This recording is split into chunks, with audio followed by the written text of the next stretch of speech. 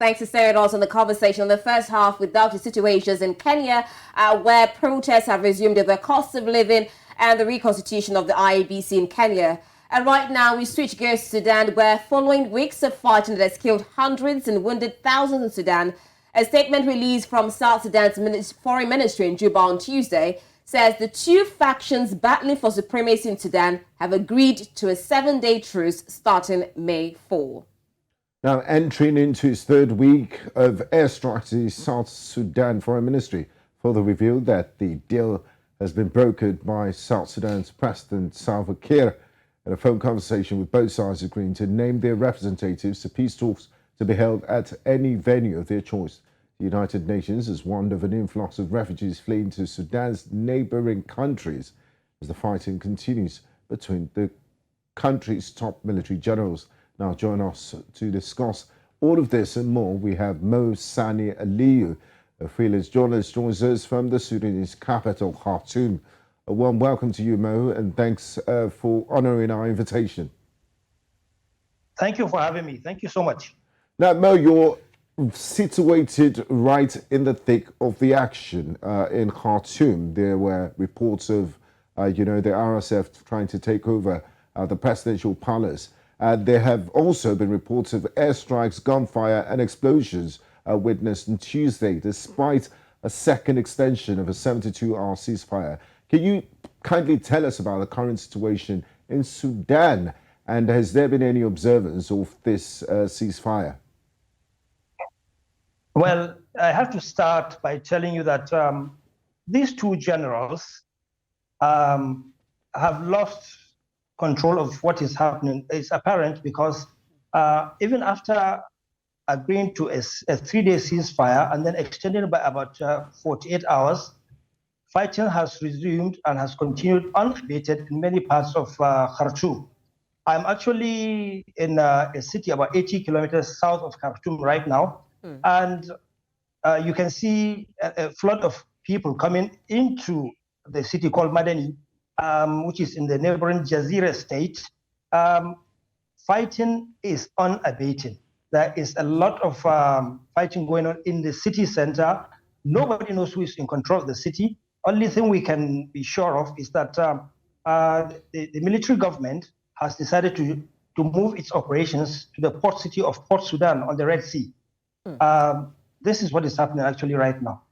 All right, Mo Sani, I mean, on one side, some other people are saying that, the two sides are not being truthful to agreeing a ceasefire. But right now, you've revealed to us that there's a possibility that they have lost control of it. We also have on the other side that South Sudan's foreign ministry said he made a phone call. The president, Salva Kiir, made a phone call and that there will be a 7-day ceasefire beginning from May 4th. So what exactly is the relationship between South Sudan and Sudan? And do you think that this will actually have an impact considering the further ceasefires that we have heard of? Well, it's actually questionable if the South Sudanese can have any impact, or they do not have any authority, or they do not have the goodwill, I can say, to make this happen. Remember, South Sudan was part of Sudan until 2011, when the country split into two different countries.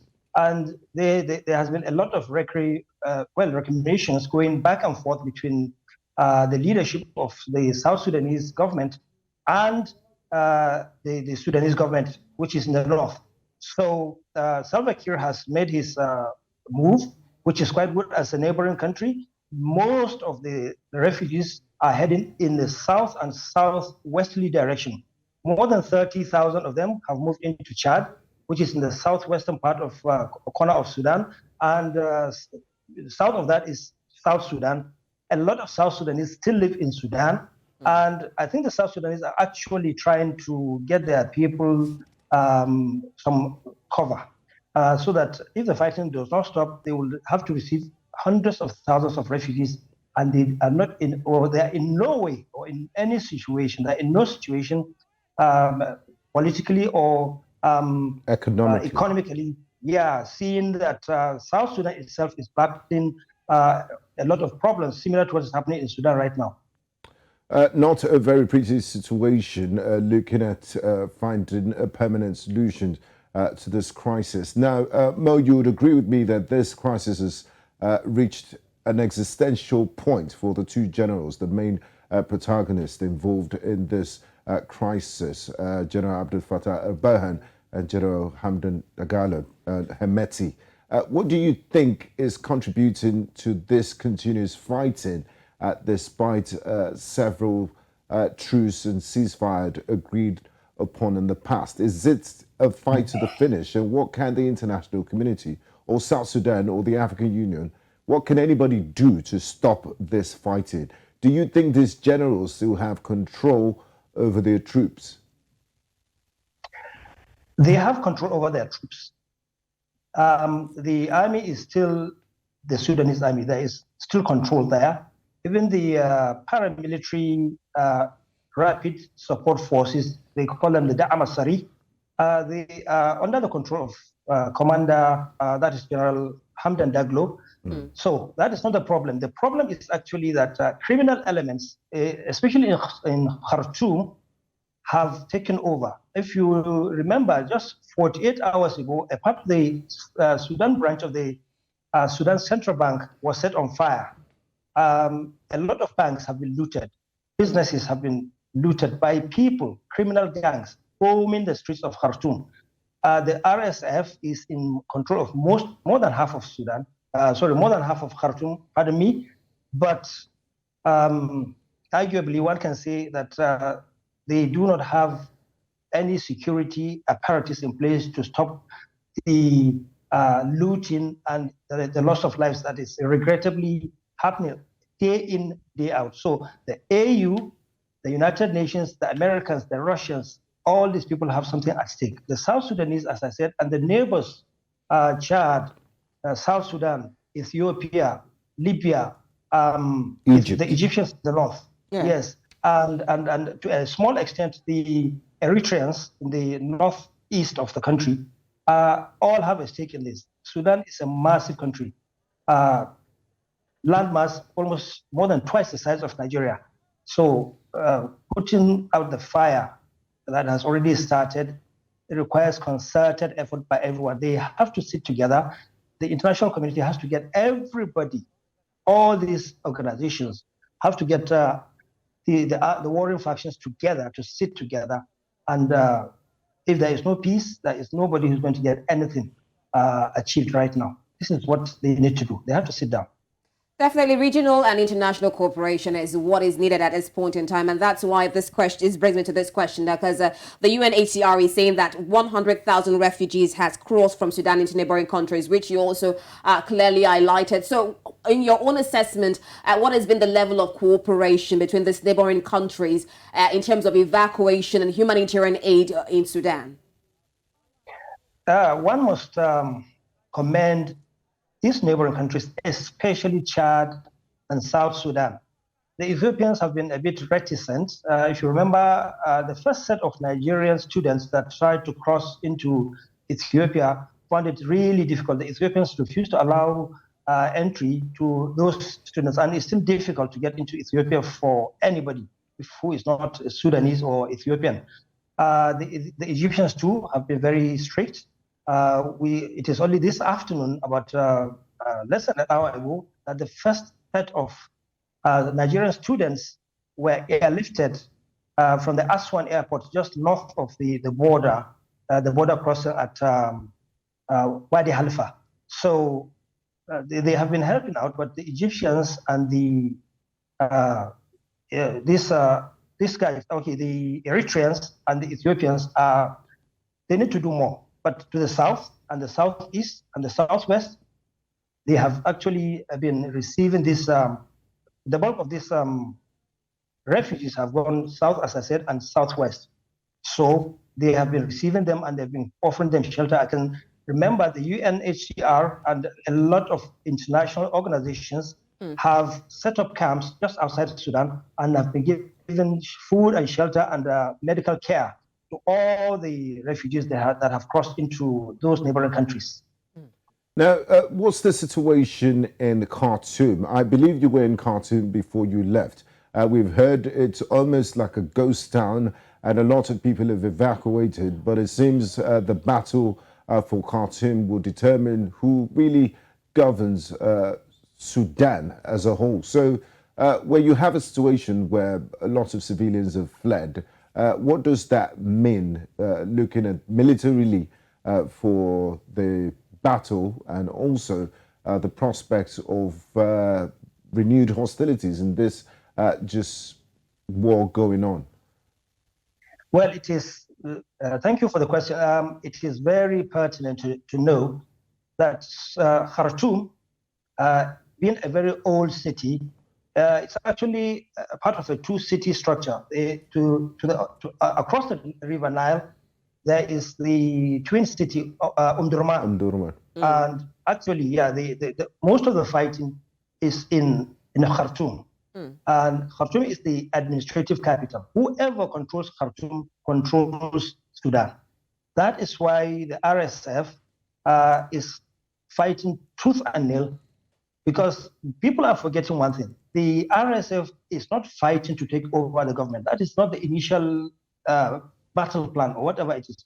The plan was to incorporate the RSF, members of the RSF, into the Sudanese armed forces. And this was not done. The army kept putting it off. Over a period of 5 to 6 years now, they've been putting it off, saying, well, we'll do it, we'll do it. And basically, they are afraid that these fighters, who were actually fighters from the former Janjaweed militia in Darfur, who have committed a lot of atrocities, if I may say, in Darfur, it would be dangerous for them to just assimilate all of them into the Sudanese army and give them positions in the army. That was something that they thought was a serious security threat.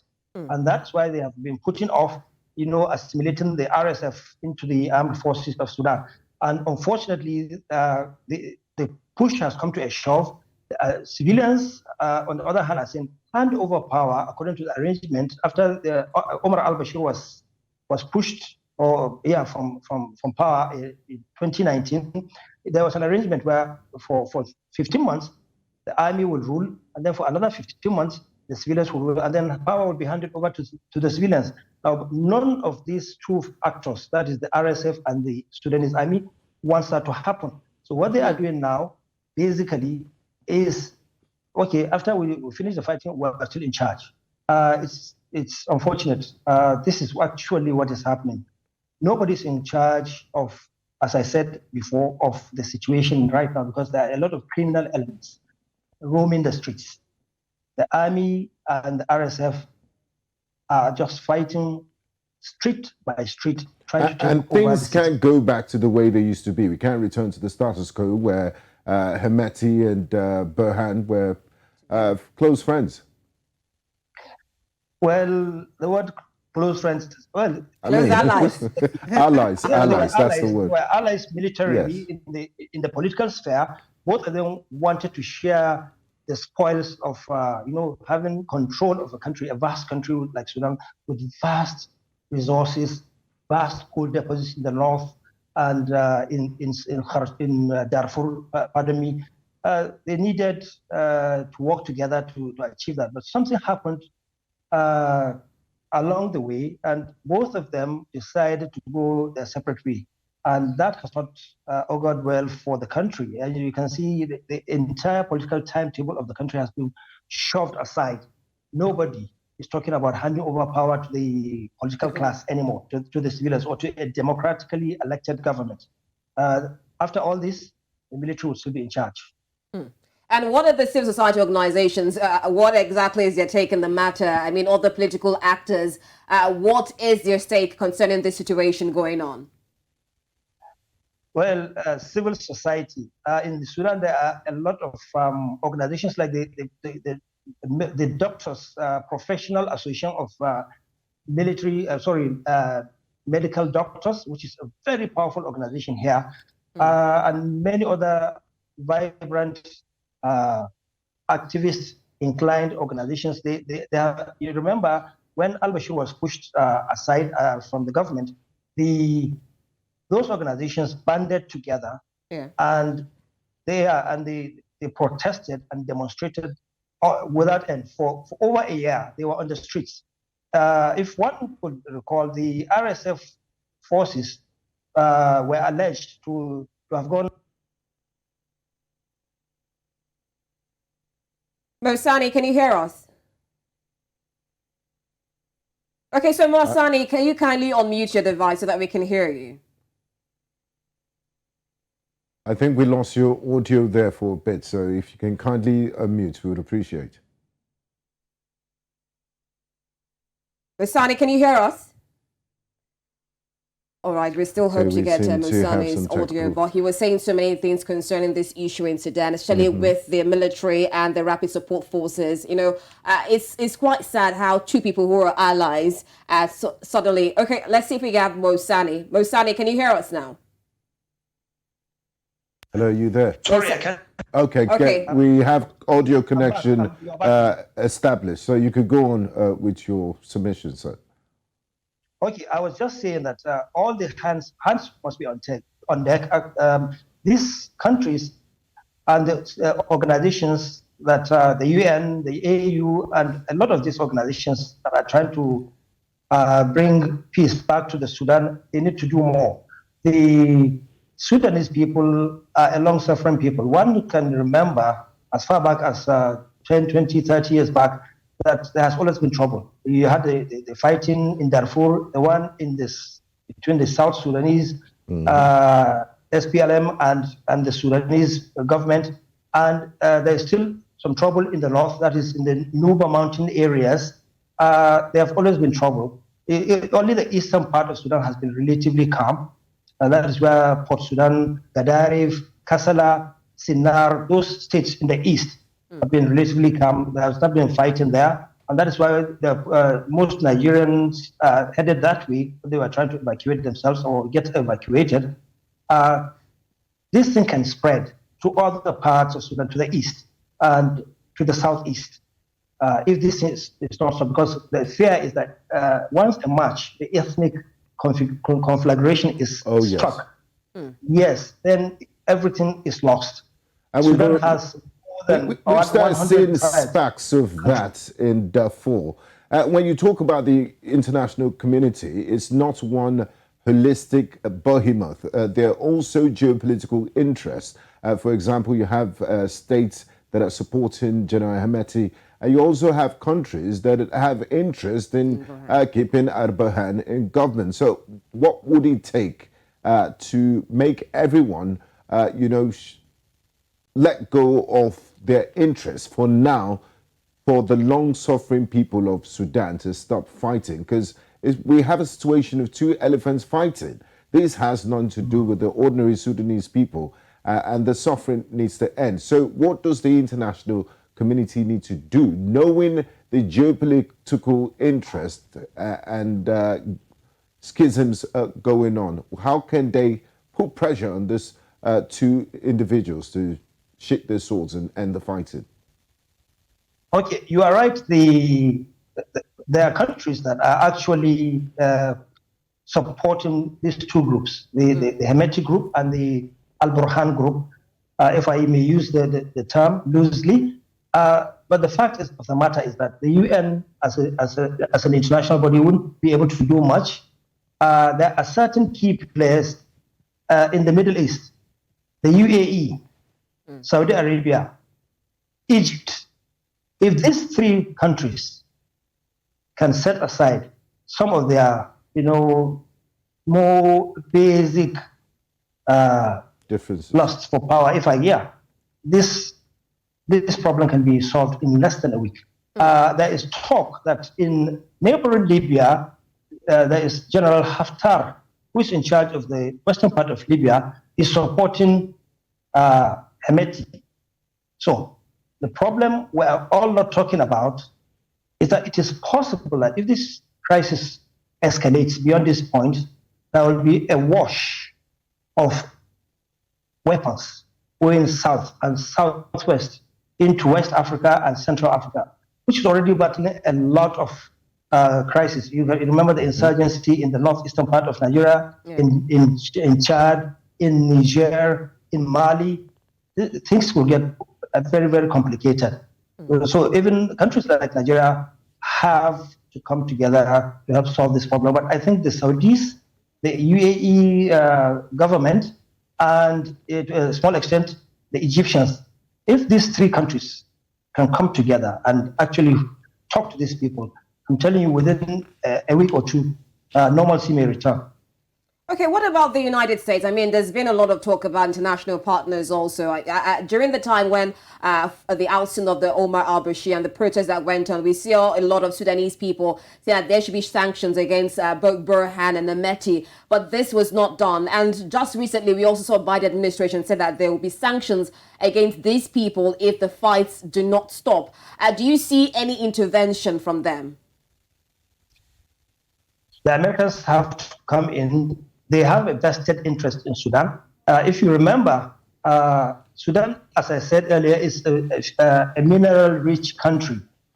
There is a ton of gold hidden on the ground in various parts of Sudan.